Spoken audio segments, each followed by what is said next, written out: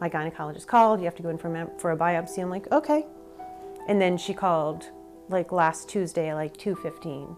And I didn't get the sense of gloom and doom in her voice. I wasn't expecting her to say, you have breast cancer. And then she told me, and I just, of course, started crying right after that phone call. My coworker knew I was waiting for results.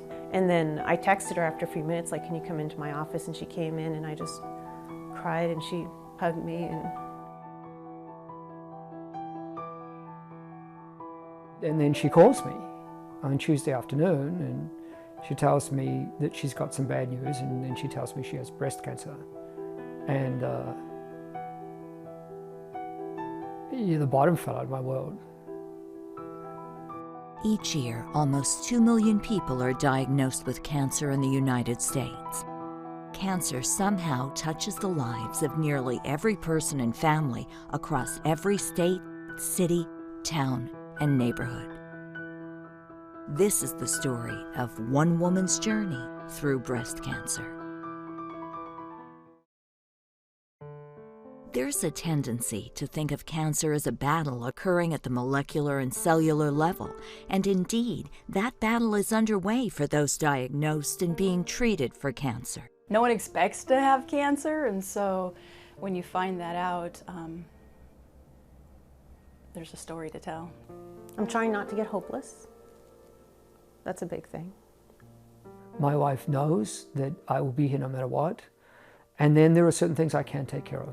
You know, I can handle the insurance, I can listen, I can be at the appointments, I can process the information. I'm trained to process information. I can do that. So I can help. I can help her on this journey and support her emotionally.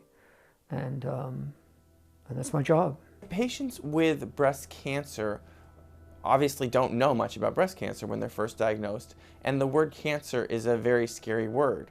So patients often will assume they have a terrible prognosis because they have cancer. The truth is that most patients with breast cancer are cured. Okay. Hello.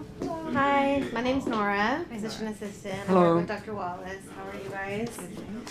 When they've gone through the system, they should actually learn how complex it is and that they are a snowflake in this. And if they're not treated like a snowflake in that they are very different from anyone else, then they're not at the right center. Now, are you having any breast symptoms? Any breast pain, nipple discharge, any skin changes? I think I've only had like stress pain since finding out about the cancer. But that's actually been a lot better. That was just like the first day or two. The first thing that I would tell patients is pick your team that you're comfortable with. You marry your breast cancer team. You're going to see either all of us or some of us for probably the next 10 years at least. And so you need to feel good about that team.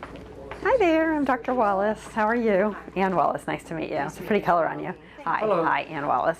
And it looks, based on the pathology, that it's a mix of probably ductal carcinoma in situ and invasive cancer.